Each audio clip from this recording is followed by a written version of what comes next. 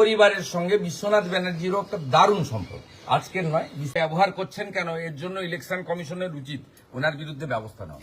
যোগদানের কথা বলছেন, অভয়ার নারী নির্যাতনের বিরুদ্ধে আওয়াজ তোলা উচিত। কারণ আমরা মোদীজির উপস্থিতিতে ভারতীয় জনতা পার্টির যে নির্বাচন বোর্ড, তারা সুভাষ পাঁজা একজন সমাজসেবী, সফল উদ্যোগপতি এবং রাষ্ট্রবাদী নাগরিক, তার নাম এখানে প্রার্থী হিসেবে ঘোষণা করেছেন, তিনি কাজ করেছেন। এখানে গত নির্বাচনে মাননীয় বিশ্বনাথ ব্যানার্জি পরীক্ষিত ভারতীয় জনতা পার্টির নেতা, 2018 থেকে 23 পঞ্চায়েত সমিতির বিরোধী দলনেতা হিসেবে তৃণমূলের চুরি দুর্নীতির বিরুদ্ধে প্রশাসনিক লড়াই করেছেন। 21-এর নির্বাচনে গণনা কেন্দ্রে কারচুপি করে তাকে অল্প ভোটে হারিয়ে দেওয়া হয়েছিল। স্বাভাবিকভাবে তিনি আশাবাদী ছিলেন তিনি এখানে মনোনীত হবেন। তার পার্টির প্রতি আনুগত্য রেখে, যেহেতু এই জেলা থেকে আমি নেতৃত্ব দিই, রাজ্যের নেতৃত্ব দিলেও এটা আমার জেলা, যেখান থেকে আমি ভোটার জন্ম বা রাজনৈতিক কর্মকাণ্ড সামাজিক কাজে থাকি, তিনি একটু অভিমানে ছিলেন। ইতিমধ্যে তৃণমূল কংগ্রেসের সঙ্গে তো কোনো মানুষ নেই, হিন্দুও নেই, রাষ্ট্রবাদী মুসলিমরাও নেই। তৃণমূলের সঙ্গে দুটো পিলার আছে, একটা পুলিশ, একটা আইপ্যাক। যেদিন প্রার্থী তালিকা ঘোষণা হয়, স্বাভাবিকভাবে বিশ্বনাথ বাবুর একটু দুঃখ মনে থাকতে পারে। তার পরিবারের লোকেরাও রাজনীতিতে যুক্ত হয়ে গেছিলেন। তার 15 বছরটা ধরে তার বাড়ির লোক তাকে সহযোগিতা করেছে যাতে তিনি বাড়িতে কম সময় দিয়ে জনগণের জন্য, দলের জন্য বেশি সময় দিতে পারেন। সেই কারণে সেই সুযোগ নিয়ে এখানকার যে ওসি পীযূষ মণ্ডল, তিনি হোয়াটসঅ্যাপ কল করেন একাধিকবার। একটা দুর্নীতিগ্রস্ত সিপিএম এর নেতা ছিলেন, যিনি তাপসীকে নিয়ে এবারে ডুববেন হলদিয়াতে, শ্যামল মাইতি একাধিকবার ফোন করেন। তিনি সকলকে বলে দিয়েছিলেন, ভোটার হিসেবে পদ্মফুলে গিয়ে ভোট দেব, দল পরিবর্তন করব না। আমার যে সামাজিক সম্মান আছে, আমি চোরেদের দলে নাম লিখিয়ে আমি নিজে আপনাদের ভাগিদার হতে, দুর্নীতির ভাগিদার হতে চাই না, পরিষ্কার বলে দিয়েছিলেন। আমি এখানকার ওসি পীযূষ মণ্ডলকে এক্ষুনি থানায় যাব, নির্বাচন বিধি চালু হওয়ার পরে উনি রাজনৈতিক ফোন করতে পারেন কিনা জিজ্ঞেস করুন, এসব বদমাইশি বন্ধ করুন। আজ থেকে বিশ্বনাথ ব্যানার্জি, মলয় সিনহা মহোদয় রয়েছেন, অনুপম মল্লিক রয়েছেন এখানকার ইনচার্জ, পূর্ণোদ্যমে প্রতীককে জেতানোর জন্য, নরেন্দ্র মোদীজির সম্মান রাখার জন্য উনি ব্রিগেডে যে ভাষণ দিয়ে গেছেন, ঐতিহাসিক ভাষণ, একটা দলিল, তার সম্মানের জন্য আমরা কাজ করব। বিজেপি সরকার আমরা তৈরি করব। আগামীকাল আমাদের ঐতিহ্যবাহী প্রজ্ঞানন্দ ভবনে সব বুথ সভাপতি কার্যকর্তার সভা হবে। সেখানে বিশ্বনাথ ব্যানার্জি বক্তা হিসেবে থাকবেন এবং সেখান থেকে মহিষাদলে জেতা নয়, মার্জিন বাড়ানোর লড়াইতে আমরা নামবো মাঠে। আমাদের 10,000-এর বেশি ভোট লিড ছিল লোকসভাতে, আমরা এবারে ডবল করব। তাছাড়াও প্রার্থী অরাজনৈতিক হলেও এই পাঁজা পরিবারের সঙ্গে বিশ্বনাথ ব্যানার্জিরও একটা দারুণ সম্পর্ক, আজকের নয়, 20-30 বছরের। তাই সুভাষ পাঁজা মহোদয় আর বিশ্বনাথ ব্যানার্জি মহোদয় যৌথভাবে কাজ করতে এবং আগামী দিনে মহিষাদলের উন্নয়ন করার ক্ষেত্রে কোনো সমস্যা হবে না। এবং আমি এই জিডিএর চেয়ারম্যান থাকাকালীন যে ধরনের উন্নয়ন মহিষাদল দেখেছে, আগামী দিনে সুভাষ পাঁজার নেতৃত্বে বিশ্বনাথ ব্যানার্জির চোখ দিয়ে সেই উন্নয়নই দেখবে, এটা আমি আশা করি। দল ছাড়ছিলেন উনি, এখন কি দল ছাড়ার প্রশ্নই নেই। আপনাদের কোন মমতাপন্থী মিডিয়ার এটা আশা, পুলিশের মতো, তো প্রশ্নই নেই।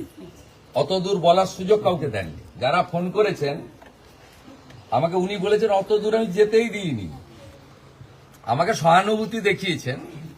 ঠিক আছে, আমিও ফোন ধরেছি, একটা ভদ্র পরিবার, সম্ভ্রান্ত পরিবার।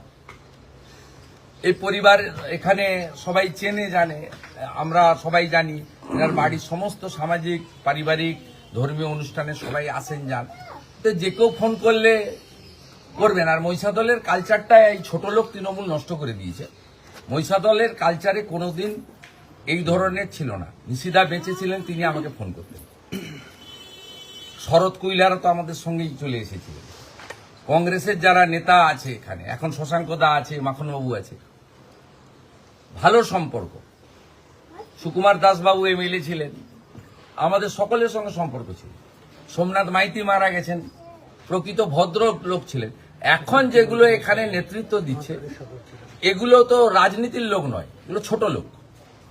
অতএব মহিষাদলের পরিবেশে একে অপরের সামাজিক অনুষ্ঠানে যাতায়াত, ধর্মীয় অনুষ্ঠানে যাতায়াত, দুর্গাপূজার শুভেচ্ছা, আগামীকাল মুসলিমদের ঈদ আছে তার শুভেচ্ছা, এগুলো তো সবাই সবাইকে দিয়েই থাকে।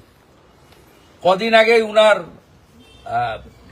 দুটো বাচ্চার জন্মদিন হয়েছে, আপনি দেখবেন সেখানে সব দলের লোক নিমন্ত্রিত ছিল, সবাই গেছে, সবাই করেছে। এটা একটা সাংস্কৃতিক সামাজিক মেলবন্ধনের জায়গা হচ্ছে মহিষাদল। এই তৃণমূলের নোংরা ছোট লোকগুলো নষ্ট করেছে। আমাদের আগামী দিনে কাজ হচ্ছে, আমরা এমপি জিতিয়েছি, বিধায়ক জেতাবো, পঞ্চায়েত সমিতি, গ্রাম পঞ্চায়েত, জেলা পরিষদ জেতাবো, এইচডি এর ক্ষমতা আমরা সরকারে এলে হাতে পাবো। এবং আমাদের যে এখানকার যে সংসদীয় রাজনীতির বৃত্ত বলুন, উন্নয়নের বৃত্ত বলুন, আমরা সেটা সম্পূর্ণ করব।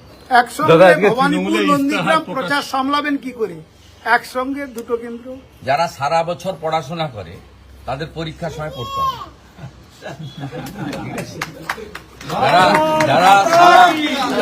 যারা সারা বছর ফাঁকিবাজি মারে তাদের পরীক্ষার সময় টুকলি করতে হয়। রিগিং ছাপ্পা হবে না, তৃণমূল জিতবে না। তৃণমূলের ইস্তাহার প্রকাশ আজকে হতে চলেছে, ইস্তাহার প্রকাশ এক ঝুড়ি মিথ্যা।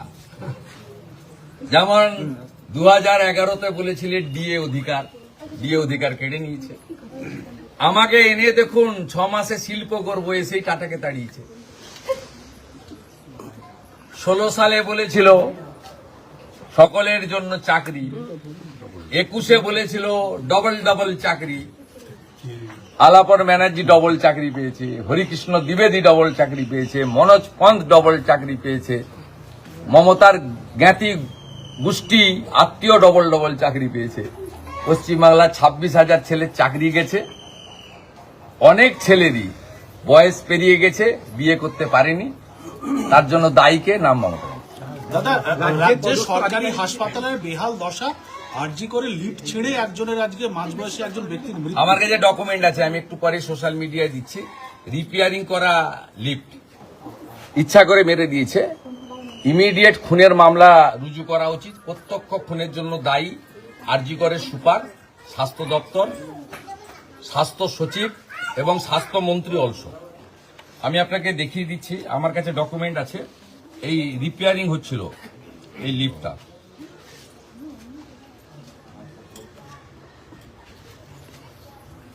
এই যে সরকারের ডকুমেন্ট,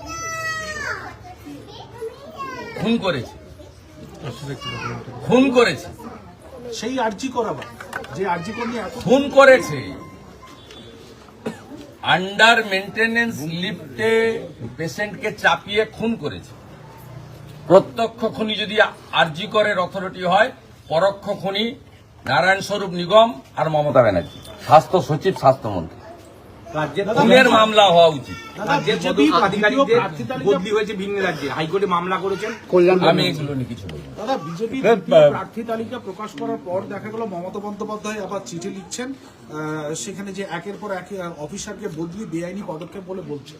উনি মুখ্যমন্ত্রীর প্যাড ব্যবহার করছেন কেন, এর জন্য ইলেকশন কমিশনের উচিত ওনার বিরুদ্ধে ব্যবস্থা নেওয়া। এমসিসি চালু হওয়ার পরে উনি মুখ্যমন্ত্রীর প্যাড ব্যবহার করে রাজনৈতিক চিঠি লিখতে পারেন না।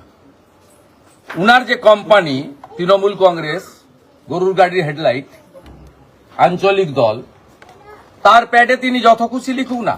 মুখ্যমন্ত্রীর প্যাড ব্যবহার করে নিজে মডেল কোড অফ কন্ডাক্ট ভেঙেছেন। আমি ইলেকশন কমিশনের কাছে দাবি করছি, গোটা রাজ্যে যত মুখ্যমন্ত্রীর ছবি আছে আগে ছবি কেন সরানো হয়নি? ইলেকশন ঘোষণা হয়েছে, এতদিন হয়ে গেল, কেন এমসিসি অনুযায়ী সে ছবিগুলো সরানো হয়নি? মুখ্যমন্ত্রী তার নিজের লেটার হেড প্যাড ব্যবহার করছেন, তার বিরুদ্ধে কেন ব্যবস্থা না হয়?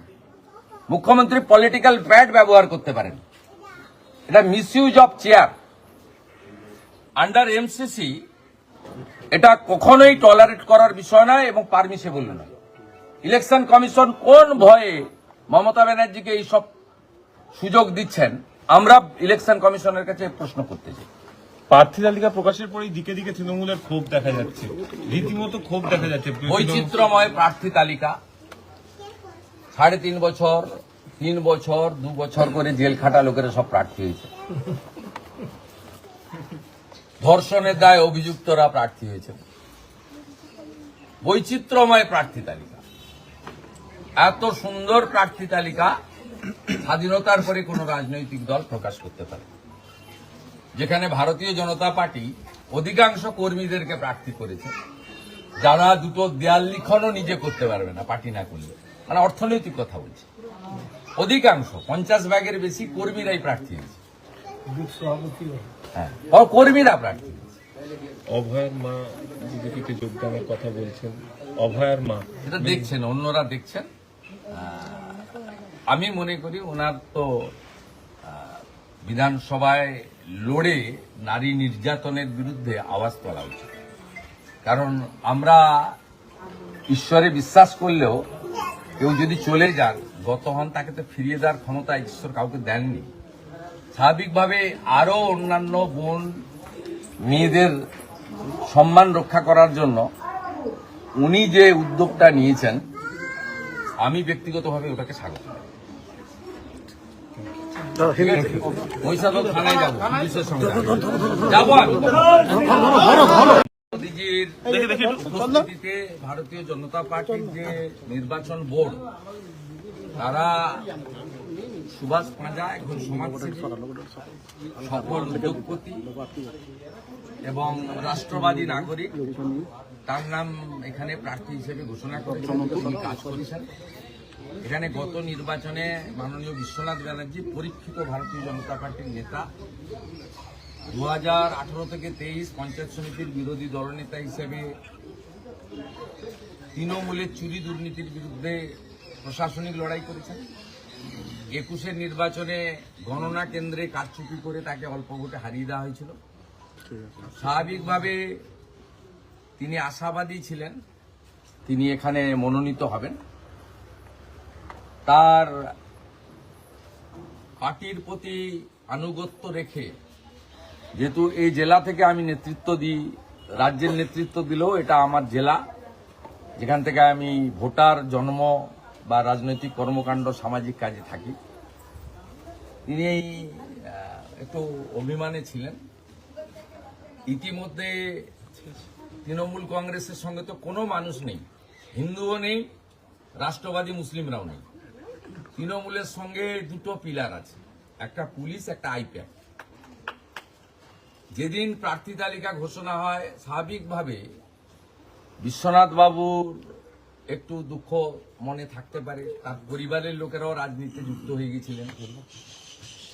তার 15 বছরটা ধরে তার বাড়ির লোক তাকে সহযোগিতা করেছে, যাতে তিনি বাড়িতে কম সময় দিয়ে জনগণের জন্য, দলের জন্য বেশি সময় দিতে পারেন। সেই কারণে সেই সুযোগ নিয়ে এখানকার যে ওসি পীযূষ মণ্ডল, তিনি হোয়াটসঅ্যাপ কল করেন একাধিকবার। একটা দুর্নীতিগ্রস্ত সিপিএম এর নেতা ছিলেন, যিনি তাপসীকে নিয়ে এবারে ডুববেন হলদিয়াতে, শ্যামল মাইতি একাধিকবার ফোন করেন। তিনি সকলকে বলে দিয়েছিলেন, ভোটার হিসেবে পদ্ম ফুলে গিয়ে ভোট দেব, দল পরিবর্তন করব না। আমার যে সামাজিক সম্মান আছে, আমি চোরেদের দলে নাম লিখিয়ে আমি নিজে আপনাদের ভাগিদার হতে, দুর্নীতির ভাগিদার হতে চাই না, পরিষ্কার বলে দিয়েছিলেন। আমি এখানকার ওসি পীযূষ মণ্ডলকে এক্ষুনি থানায় যাব, নির্বাচন বিধি চালু হওয়ার পরে উনি রাজনৈতিক ফোন করতে পারেন কিনা জিজ্ঞেস করুন, এসব বদমাইশি বন্ধ করুন।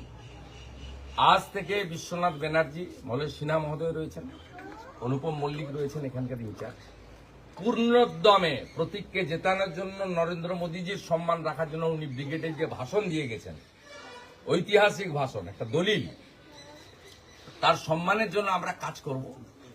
বিজেপি সরকার আমরা তৈরি করব।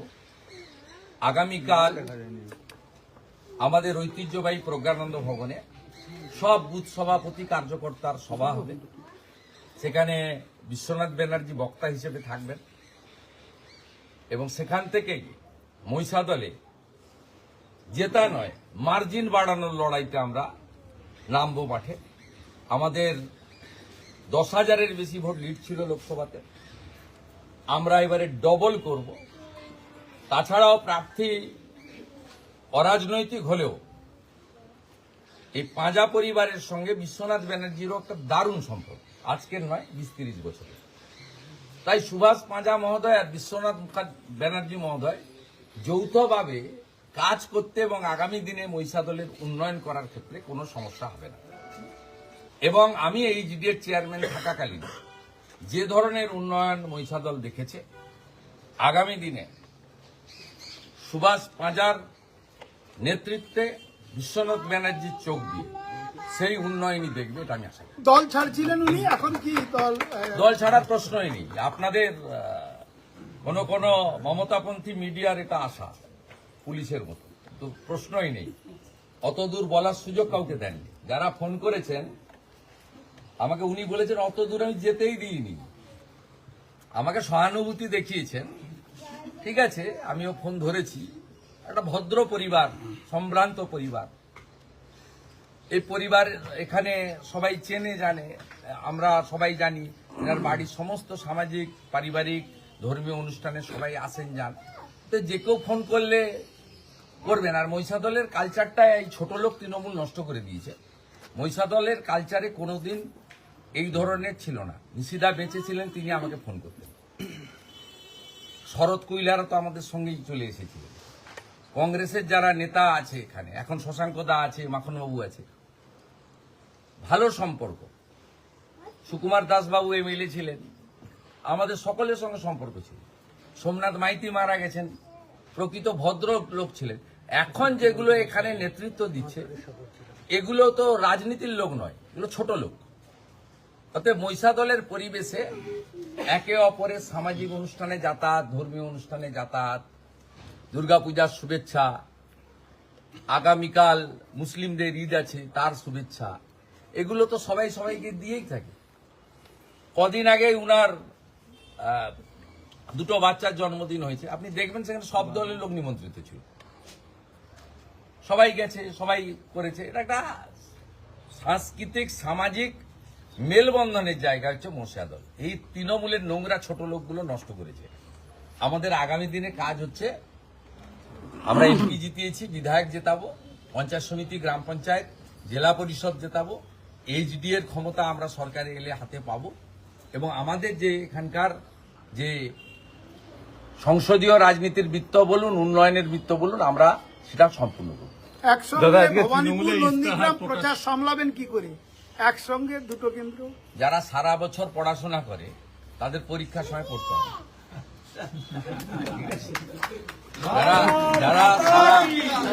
যারা সারা বছর ফাঁকিবাজি মারে তাদের পরীক্ষার সময় টুকলি করতে হয়। রিগিং ছাপ্পা হবে না, তৃণমূল জিতবে না। তৃণমূলের ইস্তাহার প্রকাশ আজকে হতে চলেছে, ইস্তাহার প্রকাশ এক ঝুড়ি মিথ্যা। যেমন 2011-তে বলেছিলেন ডিএ অধিকার কেড়ে নিয়েছে। আমাকে এনে দেখুন 6 মাসে শিল্প করবো, এসেই টাটাকে তাড়িয়েছে। 16 সালে বলেছিল সকলের জন্য চাকরি, 21-এ বলেছিল ডবল চাকরি। আলাপন ব্যানার্জি ডবল চাকরি পেয়েছে, হরিকৃষ্ণ দ্বিবেদী ডবল চাকরি পেয়েছে, মনোজ পন্থ ডবল চাকরি পেয়েছে, মমতার জ্ঞাতি গোষ্ঠী আত্মীয় ডবল চাকরি পেয়েছে। পশ্চিমবাংলার 26,000 ছেলের চাকরি গেছে। অনেক ছেলেরই বয়স পেরিয়ে গেছে, বিয়ে করতে পারেনি। তার জন্য দায়ীকে নাম মমতা। দাদা, রাজ্যের যে সরকারি হাসপাতালের বেহাল দশা, আরজি করে লিফট ছেড়ে একজনের আজকে মাঝবয়সী একজন ব্যক্তির মৃত্যু। আমার কাছে ডকুমেন্ট আছে, আমি একটু পরে সোশ্যাল মিডিয়ায় দিচ্ছি। রিপেয়ারিং করা লিফট ইচ্ছা করে মেরে দিয়েছে। ইমিডিয়েট খুনের মামলা রুজু করা উচিত। প্রত্যক্ষ খুনের জন্য দায়ী আরজি করে সুপার, স্বাস্থ্য দপ্তর, স্বাস্থ্য সচিব এবং স্বাস্থ্যমন্ত্রী অলসো। আমি আপনাকে দেখিয়ে দিচ্ছি, আমার কাছে ডকুমেন্ট আছে। এই রিপেয়ারিং হচ্ছিল এই লিফটটা।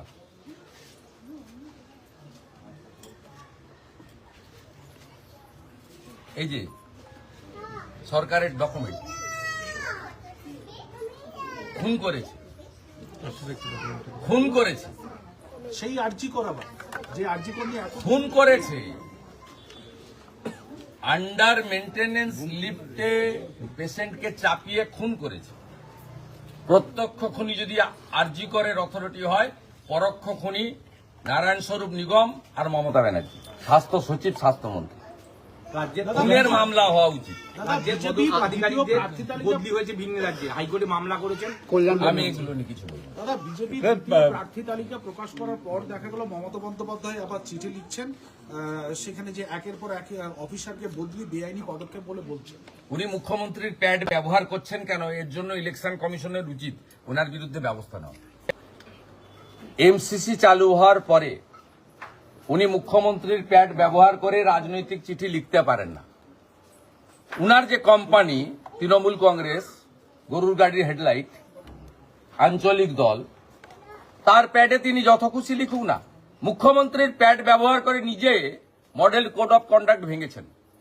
আমি ইলেকশন কমিশনের কাছে দাবি করছি, গোটা রাজ্যে যত মুখ্যমন্ত্রীর ছবি আছে, আগে ছবি কেন সরানো হয়নি? ইলেকশন ঘোষণা হয়েছে, এতদিন হয়ে গেল, কেন এমসিসি অনুযায়ী সে ছবিগুলো সরানো হয়নি? মুখ্যমন্ত্রী তার নিজের লেটার হেড প্যাড ব্যবহার করছেন, তার বিরুদ্ধে কেন ব্যবস্থা না হয়? মুখ্যমন্ত্রী পলিটিক্যাল প্যাড ব্যবহার করতে পারেন, এটা misuse of chair under MCC. এটা কখনোই টলারেট করার বিষয় নয় এবং পারমিসেবল নয়। ইলেকশন কমিশন কোন ভয়ে মমতা ব্যানার্জিকে এইসব সুযোগ দিচ্ছেন, আমরা ইলেকশন কমিশনের কাছে প্রশ্ন করতে চাই। প্রার্থী তালিকা প্রকাশের পরেই দিকে দিকে তৃণমূলের ক্ষোভ দেখা যাচ্ছে, রীতিমতো ক্ষোভ দেখা যাচ্ছে। বৈচিত্র্যময় প্রার্থী তালিকা, 3.5 বছর, 3 বছর, 2 বছর করে জেল খাটা লোকেরা সব প্রার্থী হয়েছে। ধর্ষণের দায়ে অভিযুক্তরা প্রার্থী হয়েছে। বৈচিত্র্যময় প্রার্থী তালিকা, এত সুন্দর প্রার্থী তালিকা স্বাধীনতার পরে কোন রাজনৈতিক দল প্রকাশ করতে পারে, যেখানে ভারতীয় জনতা পার্টি অধিকাংশ কর্মীদেরকে প্রার্থী করেছে, যারা দুটো দেয়াল লিখনও নিজে করতে পারবে না পার্টি না করলে। মানে অর্থনৈতিক কথা বলছি, অধিকাংশ 50 ভাগের বেশি কর্মীরাই প্রার্থী হয়েছে। হ্যাঁ, কর্মীরা প্রার্থী হয়েছে। অভয়ার মা বিজেপিতে যোগদানের কথা বলছেন, অভয়ার মা এটা দেখছেন, অন্যরা দেখছেন। আমি মনে করি ওনার তো বিধানসভায় লড়ে নারী নির্যাতনের বিরুদ্ধে আওয়াজ তোলা উচিত। কারণ আমরা ঈশ্বরে বিশ্বাস করলেও কেউ যদি চলে যান, গত হন, তাকে তো ফিরিয়ে দেওয়ার ক্ষমতা ঈশ্বর কাউকে দেননি। স্বাভাবিকভাবে আরো অন্যান্য বোন মেয়েদের সম্মান রক্ষা করার জন্য উনি যে উদ্যোগটা নিয়েছেন, আমি ব্যক্তিগতভাবে ওটাকে স্বাগত জানাই। মহিষাদল থানায় যাবো, পুলিশের সঙ্গে যাবো আমি।